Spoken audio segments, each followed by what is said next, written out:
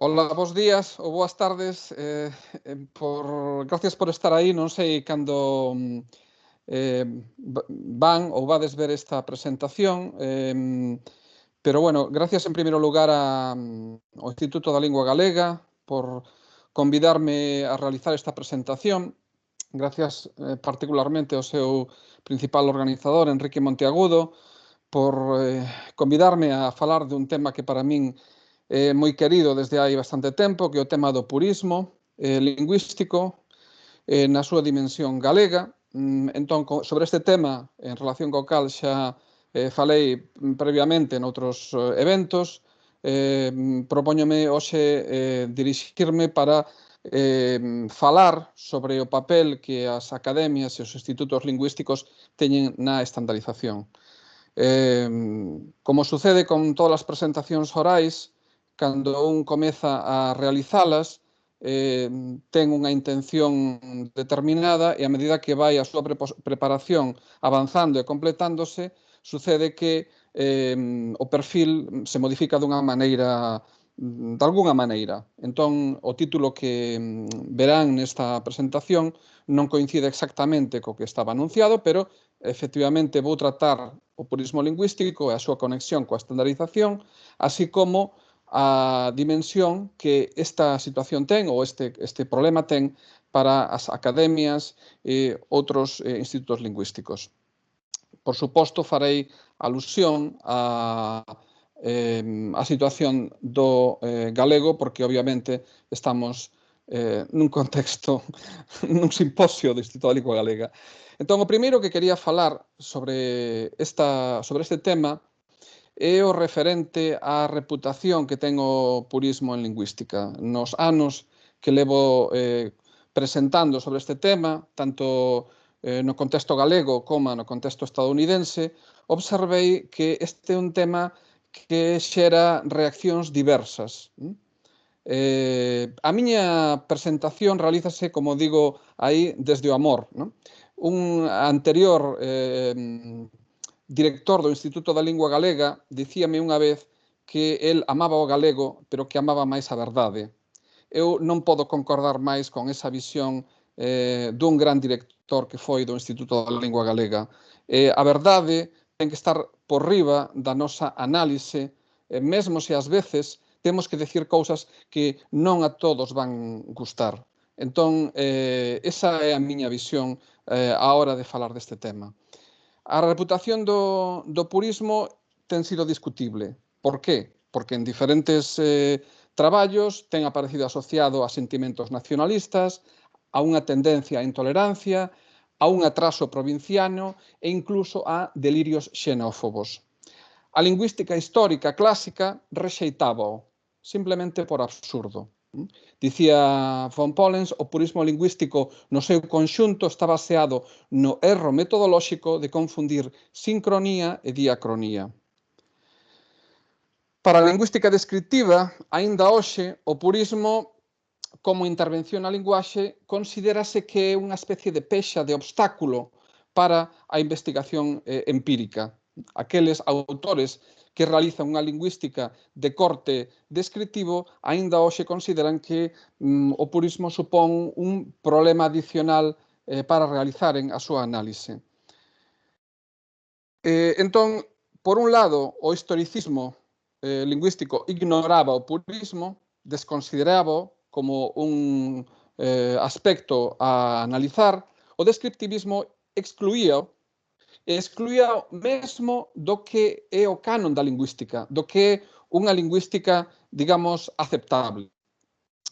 Entón, a lingüística teórica tense manifestado de diferentes maneiras fronte a este fenómeno que é un fenómeno antigo, un fenómeno que se pode rastrexar na tradición grecolatina, que aparece ao longo do período moderno e premoderno e que, bueno, na nosa tradición lingüística, pois, digamos que está máis relacionado co mundo contemporáneo, pero que aparece en todas as tradicións, ou polo menos en moitas das tradicións. O funcionalismo clásico, outra das escolas lingüísticas principais, que está centrada no estudo do sistema lingüístico, considerábase que estaba nas antípodas do purismo lingüístico. Un fenómeno que combateu con contundencia. Quería ler esa cita de Horálek, onde mencionaba que, cito, o purismo maniféstase como unha tendencia que interpreta a lingua dun xeito erróneo. Tras longos debates, o funcionalismo evoluiu a partir desta perspectiva. Entón, a versión máis herodia, máis tardía do funcionalismo abriu a porta ao purismo como un fenómeno intralingüístico, porque o funcionalismo, aquilo que non se consideraba interno, non era merecente de estudo. Pois ben, nesas últimas versións, iso ten que ver con todos os debates, por exemplo, da Escola de Praga e outras escolas conectadas, pois derivou nunha consideración posterior, máis recente, do purismo. En todo caso, en lingüística, o purismo considerase que é unha parte do que chamaríamos a liña prescriptivista. Entón, a lingüística racional, científica, e hai esta cuestión de lingüística e ciencia, está feita, a lingüística racional, para describir a realidade, non para excluir feitos lingüísticos, fenómenos lingüísticos, cunha base ideolóxica, que eso non sería aceptable para alguén que traballa nunha ciencia social como é a lingüística. Entón, os estudos en lingüística e identidade teñen revelado tamén que aqueles que se identifican cun nacionalismo lingüístico utilizan, e cito aquí unha afirmación de Apsilis e Jaspers, concepcións da linguaxe inxenuas, por non dicir absurdas. Entón, esta é outra das, digamos, etiquetas, outra das lousas que caen baixo aqueles que se consideran puristas. John Edwards chega a dicir que a noción de manter a lingua propia pura e libre de influxo estranxeiro revela unha profunda incomprensión da dinámica das linguas naturais. Como vemos, son afirmacións moi duras, moi contundentes, en contra formulan unha intervención aberta e directa sobre o que sería o corpus da lingua. Esta situación foi mudando. Algúns autores comezaron a observar que esta avaliación completa e unidireccionalmente negativa do purismo na lingüística estrutural moderna constituía unha forma simple, constituía un simplismo ante un fenómeno tan complexo como é a estandarización e como é o que se coñece como purismo lingüístico. Entón, unha serie de autores inspirados polos clásicos da lingüística, tanto europea como norteamericana, Saussure, Sapir, etc., desde a sociolingüística, variacionista en particular, contribuíron á legitimación do estudo sociolóxico e psicolóxico do purismo e de considerar isto como un fenómeno merecente de análise. Un dos principales autores, ou quizás a principal referencia contemporánea na análise do purismo, como é George Thomas, considerou, nese volume xa, hoxe diríamos clásico, pasaron 30 anos desde a publicación de Linguistic Purism de George Thomas, dicía que o cultivo da lingua forma parte agora da planificación lingüística e que isto fornecía tres cousas: un foro obxectivo para o estudo do purismo, un marco teórico e tamén un rol lexítimo para a purificación entre os obxectivos dunha intervención lingüística planificada. Entón, nesta nova interpretación do purismo, que non ten necesariamente por que ser algo que faga reaccionar negativamente a aqueles que practican e que realizan estandarización, pois, aínda así atopa algúns problemas. Esta consideración, esta nova reinterpretación, atopa que os lingüistas, mesmo aqueles que hoxe se denominan descritivistas, que optan pola descripción lingüística en lugar de pola prescripción, en realidade están profundamente influenciados polo propio prescritivismo. Non se poden Os lingüistas que describen a lingua en gramáticas e outros textos de diferentes áreas da lingüística non poden escapar da tentación prescriptivista. Os estudos de mantemento e a revitalización, din algúns, tenden sempre á intolerancia ante a hibridación. Eu creo que no tema da hibridación e o hibridismo, a verdade, era un aspecto que xa trataramos nun anterior simposio do ILGA, o que organizamos o profesor Monteagudo, Eva Guggenberger e máis eu, pois víase que a hibridación era precisamente aquela dimensión que, de alguna maneira, propoñía máis dificultades a aquelas persoas que traballan na estandarización de linguas minorizadas. Cal é o problema? Bueno, o problema é que existe unha asociación entre o purismo e unha ideoloxía da lingua estándar. Este é un problema fundamental. Pero o purismo é simplemente un factor máis na análise sociolingüística. Se non o consideramos como propio da, como se di en inglés, the whole picture, do conxunto completo de situacións, non podemos entender a dimensión sociolingüística plena do que é a estandarización e a planificación do corpus. Di un autor como Klaus Zimmermann que se dedicou a estudar o purismo nas linguas amerindias, por exemplo, non? En contacto co español. Di, o purismo, como estrategia política, é unha instrumentación dun proxecto e programa con axencias estatais e paraestatais que interfiren nos ámbitos onde o Estado ten acceso.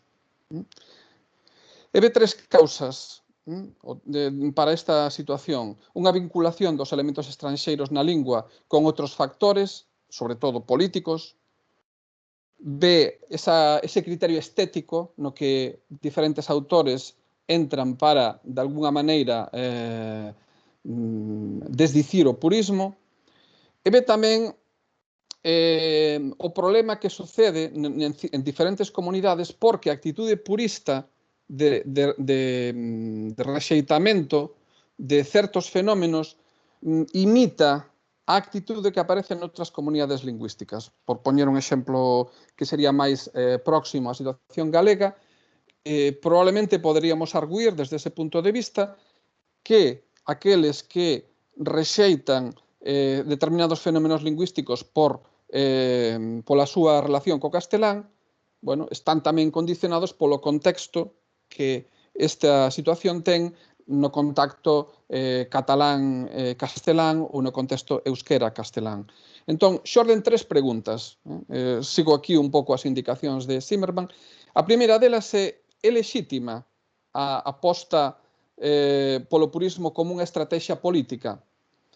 E afirma Zimmermann, e eu concordo, que sí que é lexítima, desde o punto de vista que se alguén fai unha proposta política abertamente e respetando uns parámetros democráticos e respetando todo o que son os dereitos dos falantes, a súa autoestima, etc., pois é unha aposta que, bueno, pois, mentres asumamos que é o que é, pois a lingüística non ten por que excluir que ten esa dimensión, como digo, política, non?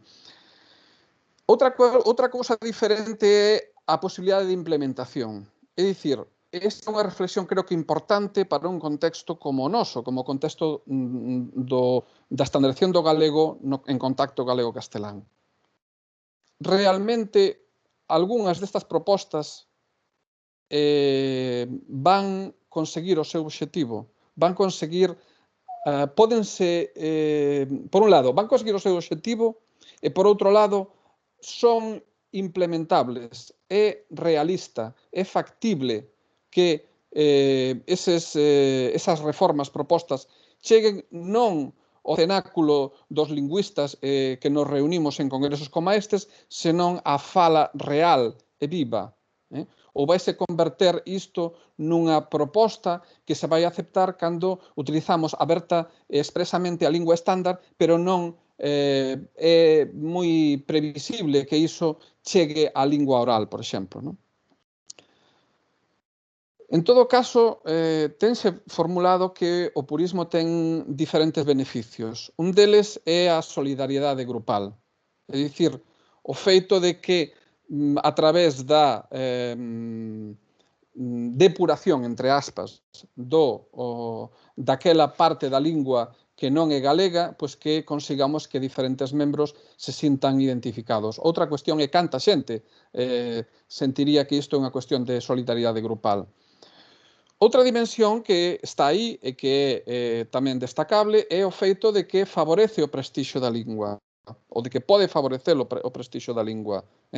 Unha lingua que se propón como lingua que merece no seu rexistro estándar en fin, excluir ese tipo de fenómenos que non son propios da lingua, pois está redundando no seu prestixio.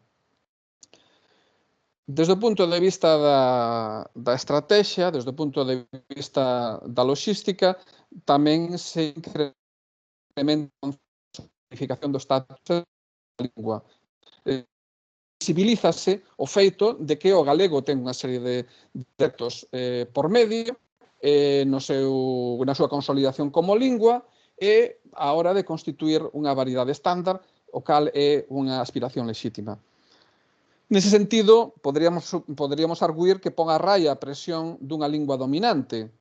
Entonces, a presión do castelán diminúe como resultado da conciencia dos falantes ou de grupos importantes de falantes desta situación.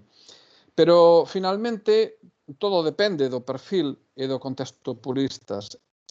É dicir, tipo de chamadas á exclusión de elementos alleos, ou de elementos que non forman parte da versión máis patrimonial da lingua, queremos realizar e como queremos realizar, e o que e o como afecta iso ás vidas diarias dos falantes. No caso dun contacto lingüístico que poder servirnos como contraste ao galego-castelán, Germán de Granda dicía hai agora xa 40 anos, e vou citar a Germán de Granda, si prosigue o aumenta la distancia entre el uso real y los modelos lingüísticos, el purismo puede dar lugar no solamente a un indeseable por injustificado complejo colectivo de inferioridad lingüística, sino también a un crecido y peligroso estado de doble diglosia interna, referido en este caso no existente, según algunos, en la relación español y sí a que podría generarse entre variantes altas y bajas de cada una de estas lenguas. Es decir, que de algún modo, si o purismo se eleva a posicionamentos moi extremos, podemos estar creando non solamente eso que algúns autores chaman a la Fishman a diglosia galego-castelán, senón que dentro do mesmo galego haxa unha variedade que cumpre as funcións altas, que é a variedade entre aspas purificada, e aquela que cumpre a maior parte das funcións sociais, as funcións colectivas, e que sería a variedade entre aspas contaminada. Entón, este é un perigo que temos que considerar e avaliar á hora de realizar a nosa proposta de estandarización e as nosas estrategias para conseguir que esa estandarización chegue a bon porto. Efectos perniciosos, algún tipo de discriminación social, aqueles que non practican esa variedade purificada, que sufran unha discriminación, que moitos falantes perciban que falan mal, que moitos falantes sintan unha enorme inseguridade lingüística. Vanme permitir que faga aquí que conte, que refira unha pequena anécdota recente. Unha persoa da miña contorna pediume instalarlle o software dun teléfono móvil, un teléfono intelixente.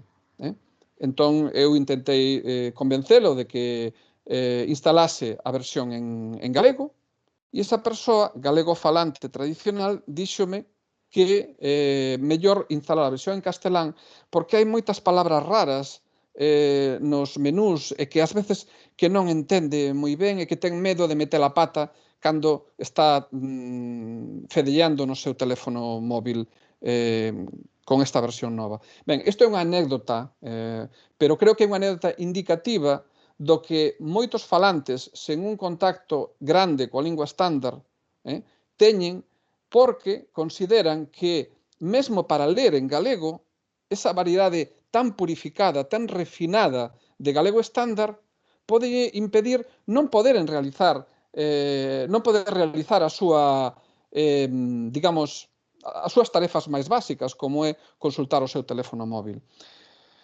Entón, inseguridade lingüística, algo que temos que considerar moi seriamente. Por outro lado, debido a todos estes efectos, o purismo pode provocar precisamente o efecto contrario á conservación da lingua.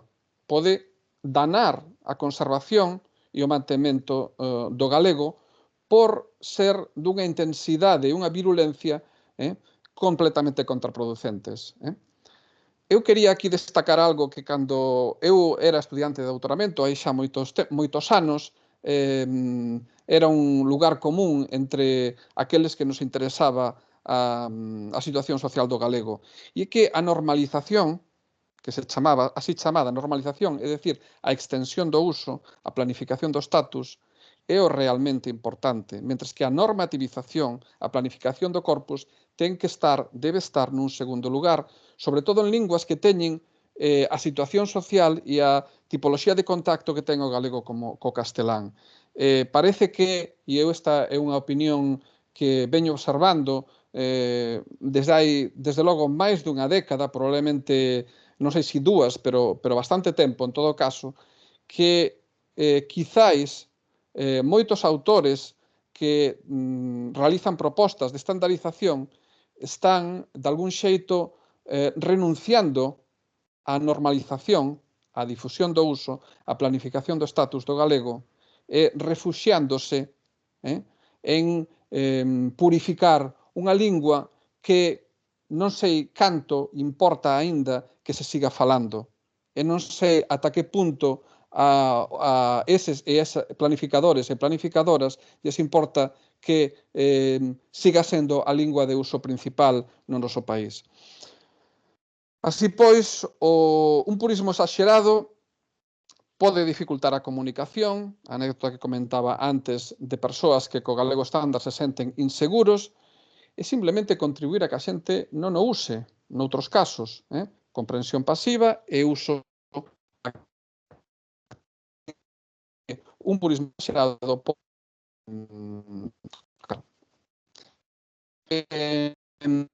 pouco deste terzo, digamos, esta cuestión do purismo espertou tamén mesmo críticas de autores fundamentais do mundo da estandarización, como é Einar Hagen, verdade, a partir do cal pois a diferencia entre planificación do corpus de status se difundiu de forma xeral.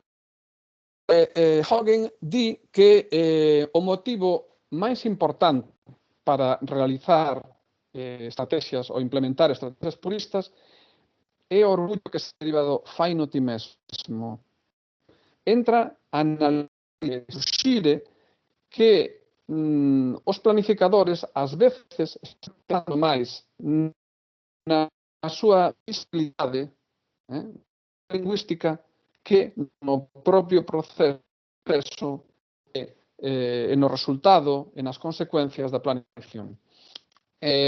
Por outra banda, xa o mencionamos un pouco de esguello previamente, o abuso do recurso ao purismo está salientando a inseguridade lingüística, está poñendo a énfase aí e compre preguntarse non haberá unha promoción da vergoña, da inseguridade, do complexo de inferioridade colectivo sobre a lingua, poñendo lupa corrección lingüística? Deixo a pregunta. Agora, o texto clásico da análise contemporánea do purismo, o volume de George Thomas, non? Onde el introduce unha tipoloxía de purismos a partir de diferentes situacións do mundo, a partir de diferentes linguas do mundo. Non? Fala, por un lado, Thomas, do purismo arcaizante, ese tipo de purismo que recorre á literatura, a tradición escrita antiga, para realizar chamadas puristas. Fala tamén dun purismo etnográfico, e quería atención a esta etiqueta. Ese purismo no que os dialectos rurais son sempre máis puros, e son o modelo a imitar. Recordemos que estamos falando das academias e dos institutos lingüísticos, e creo que non teño que decir máis nada. En terceiro lugar, fala Thomas do purismo elitista, o purismo que sostén que a lingua das elites, probablemente as urbanas, están aí no centro, é mellor a outra. Fala igualmente do purismo reformista, un purismo que probablemente non é aplicable a tantas situacións, porque se vincula, por exemplo, ao pasado colonial, do cal un quere desfacerse, e, polo tanto, por esa razón, pon en práctica estrategias puristas. Fala tamén do purismo como un xogo estético, purismo lúdico, que poderíamos chamar.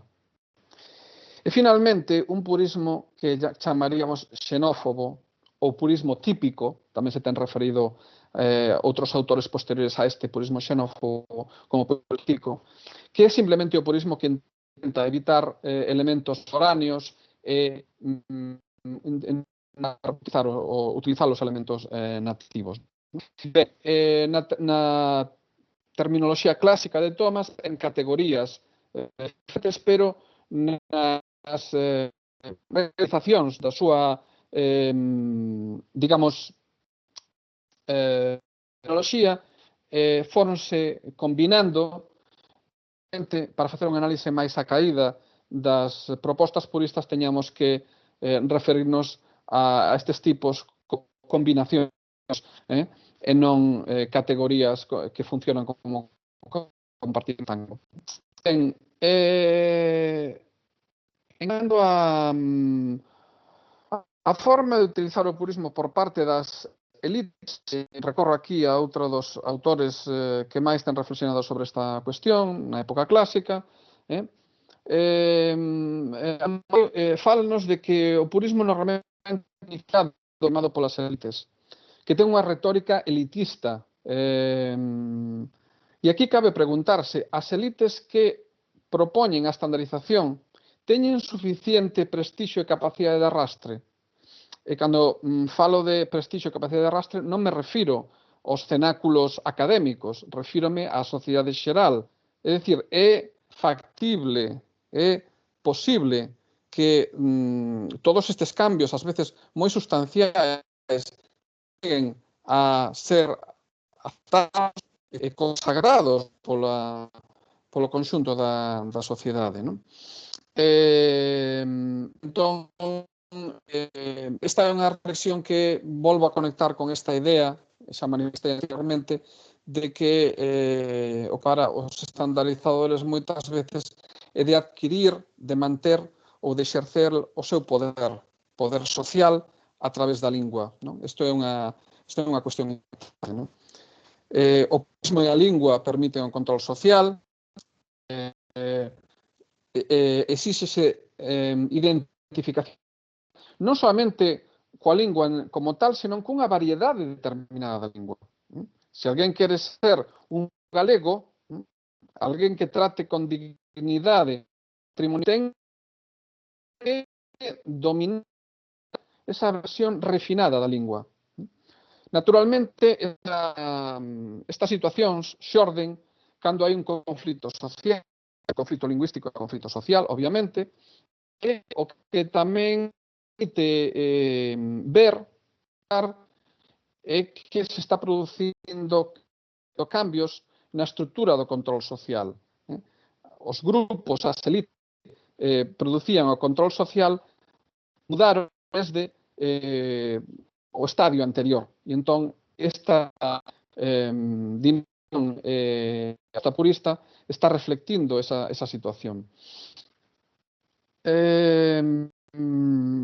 Ben, Existen moitas linguas nacionais, linguas grandes, maioritarias, en fin, como queramos chamarlles, que se desenvolveron cambios en revolucións maiores nun proceso evolutivo que foi longo, que tivo moitos arribas e abaixos, foi un cambio radical como se produce a partir de 1970, particularmente a partir de 1970. ¿No?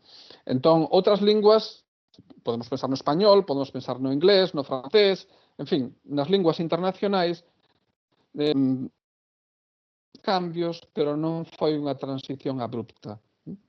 Pero moitas linguas no mundo son resultado de procesos modernos de reorientación clara.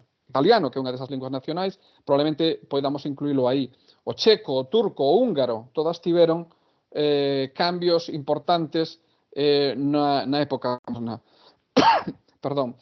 Outras son linguas creadas no hebreo ou no afrikáans, ¿no? Que son linguas que son resultado de procesos moi, diría eu, intensos de planificación lingüística, de estandarización, ¿no?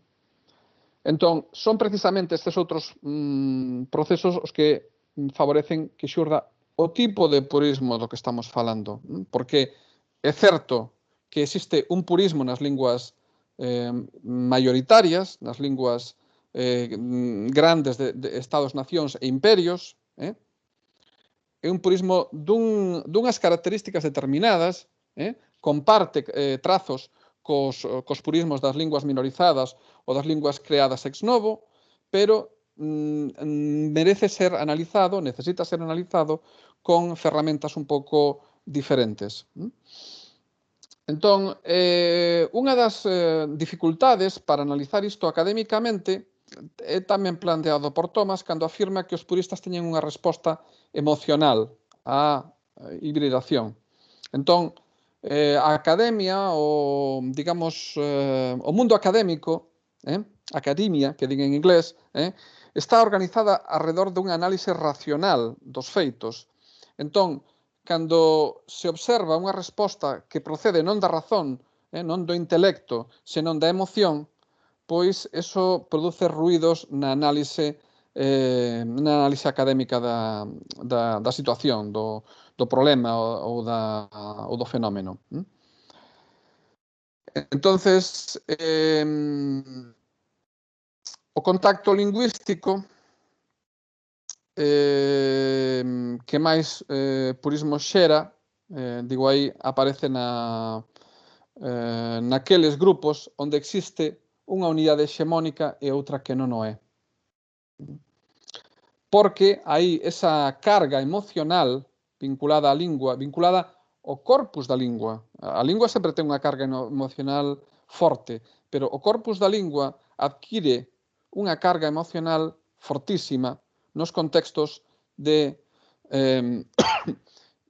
digamos, grandes cambios, grandes transicións na estandarización da lingua, na planificación do corpus da lingua. Entonces, a planificación lingüística é máis efectiva cando implica acción colectiva, que cando a realizan individuos por separado, non? Coñecemos outras tradicións onde mesmo no contexto ibérico, onde noutras linguas minorizadas ibéricas, onde houve un papel importante de individuos que puxeron a súa impronta e a partir de aí viñeron outras vagas de estandarización. No caso do galego é máis un labor, penso eu, que en boa medida colectivo. Creo que a planificación lingüística, a planificación do corpus do galego foi marcada de forma crucial pola creación do Instituto da Lingua Galega. Sen o traballo do ILGA, o estándar do galego sería outro. Non sei se sería mellor ou peor, pero sería outro, definitivamente. Entón, creo que existiron outros grupos antes, existiron outros grupos durante e despois da creación do ILGA, pero foi moi importante para entender por que o galego hoxe é como é. Creo que é unha obviedade o que estou dicindo, pero neste momento creo que compre destacalo, non? Entón, ben, non vou entrar na cuestión dos individualismos, dos egos e das elites, é un tema que quizáis nun debate podría dar un pouco máis de xogo, non? Pero, en todo caso, en todos os grupos lingüísticos, falei do ILGA, pero podemos falar de outros grupos, sempre existen as tendencias entre os moderados e os máis extremistas, vamos a chamarlle, os que son máis pragmáticos, os que son máis idealistas, os que queren reformar máis e os que queren conservar máis o que consideran que se debe conservar, non? Os instrumentos de implementación da estandarización son coñecidos por todos, pero son os lugares onde temos que ir para coñecer as estrategias puristas, son os diccionarios e os seus prólogos, non solamente o diccionario en sí, senón os prólogos ofrecen unha información maravillosa para o estudo do purismo, non? Os manuais de linguas gramáticas, os prontuarios ortográficos ou de outro tipo, e os textos programáticos, os volumes colectivos que as institucións editan para difundir os seus ideais e para posicionárense en relación coa estandarización. Entón, ben, entramos aquí, e como ven, esta é unha cuestión que ten moitas, é unha árbore que ten moitas polas, é unha análise que ten moitos flancos, ou moitas dimensións, e outra delas é, e aquí intento ir máis ao cerne da miña presentación, a conexión entre purismo e academias da lingua, non? Non todas as linguas teñen academias oficialmente establecidas. O inglés contemporáneo, por exemplo, non ten unha academia da lingua, o español sí, o francés tamén, o portugués tamén ten academia ou academias, o galego tamén as ten, evidentemente, tamén as ten o euskera, o catalán a través do Instituto de Estudios Cataláns, en fin, este tipo de institucións son relativamente comuns, son moi habituais.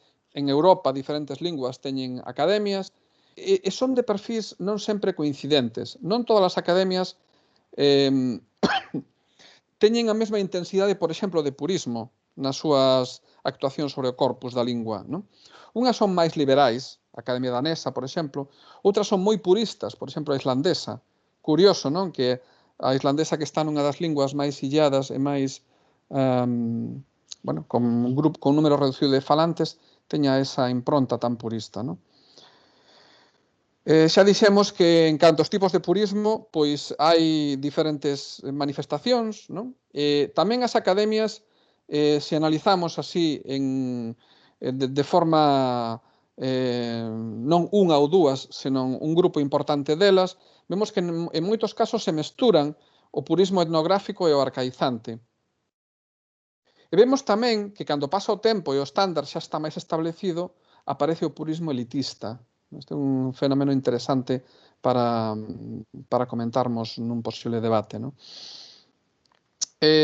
Ben, sempre compre realizarse esta pregunta, non? É útil, xa o dicía antes, non? É útil, ata que punto beneficia as academias e institutos, no seu sentido amplo, de investigación lingüística, mergullarse no purismo. A que beneficia? A capacidade para mudar usos, desde logo, é discutible. Que os usos espontáneos, coloquiais, se vexan de grupos moi importantes da poboación, se vexan modificados por estas estrategias. Si na lingua formal, si cando escoitamos a televisión de Galicia, si cando alguén se manifesta cunha cámara adiante. Pero que si teñen un poder simbólico. Entón, ben, eu non sei ata que punto o equilibrio entre unha cousa e outra compensa, non? Ben, as academias teñen a capacidade para converter en lei os seus ditames. A Real Academia Galega é un exemplo deste tipo, non? Na Lei de Normalización Lingüística recoñécese a autoridade normativa, ten rango de lei da Real Academia Galega, non?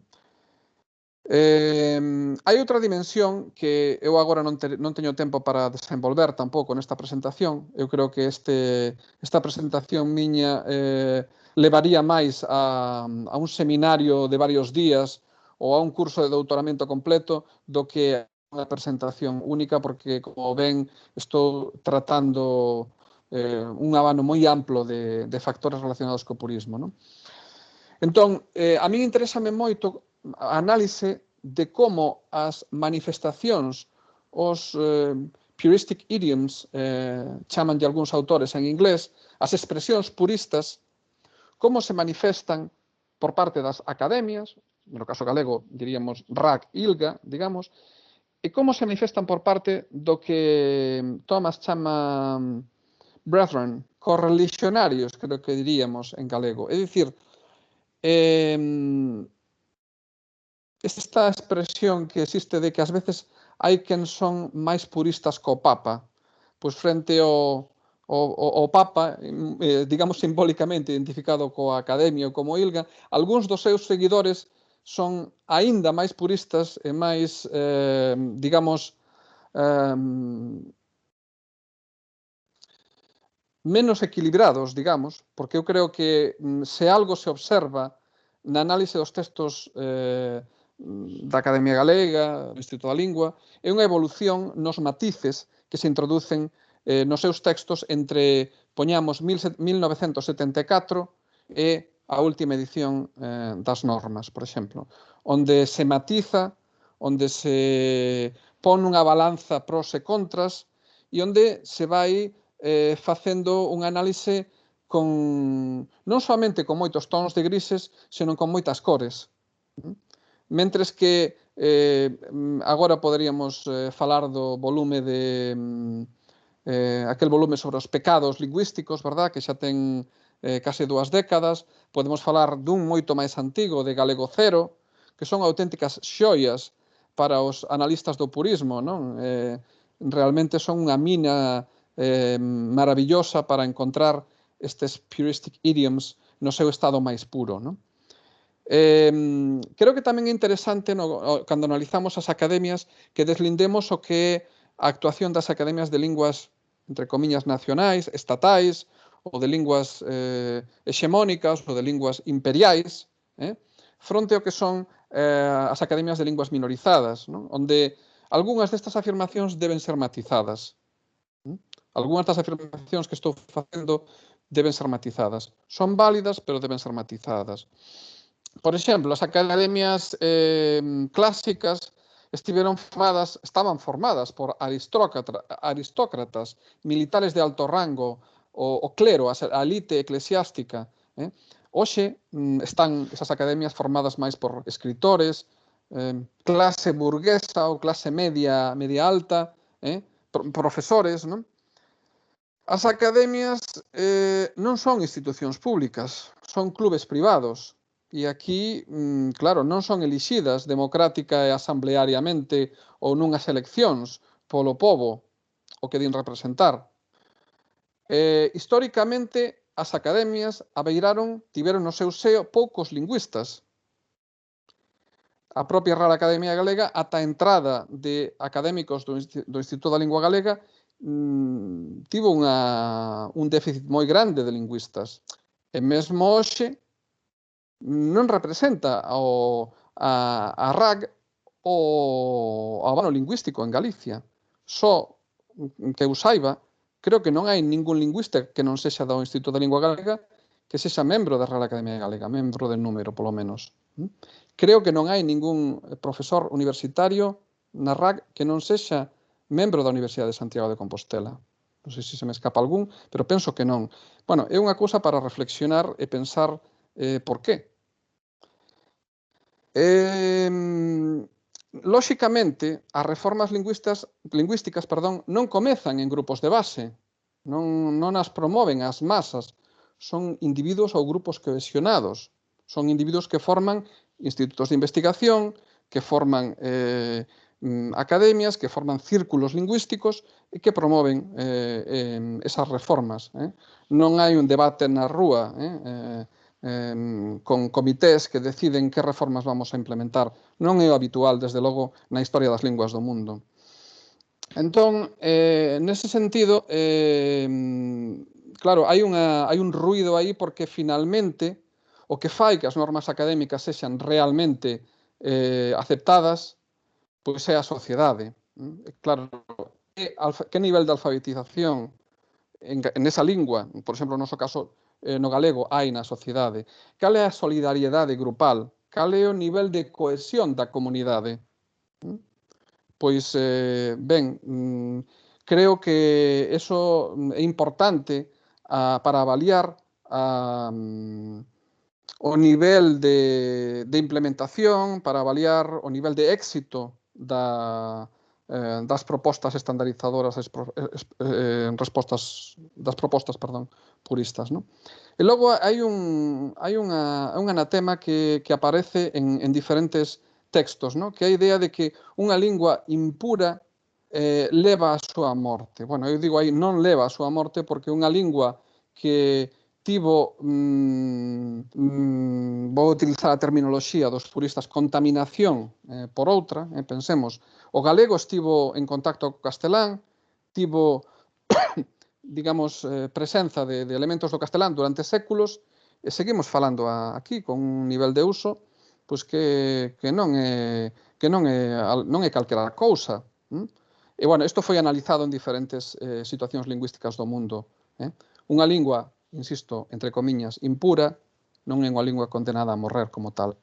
Esta é unha afirmación, bueno decir dunha forma suave, incorrecta. Ben, estás acabando o tempo, eu xa me estendín máis do que quizás debería e pido o apelo á paciencia dos que estean vendo a presentación. Esta é un pouco unha presentación xeral. Eu quixera entrar nun análise dos textos puristas, dos textos que podemos encaixar dentro desta tendencia. Eu realicei un análise no anterior simposio do ILGAN que participei sobre o que penso que é a ideoloxía e os ideoloxemas puristas do que chama o Grupo da Coruña, non? Entón, eso está publicado nun volume que editamos hai varios anos e aí se pode observar. Gustaríame poder, noutro momento, realizar un análise de outros textos que incorporei nalgúnas das miñas publicacións, algunhas en fase de que están en prensa agora mesmo, sobre o que textos deste perfil no que chamaríamos o mundo da Instituto da Lingua Galega, non?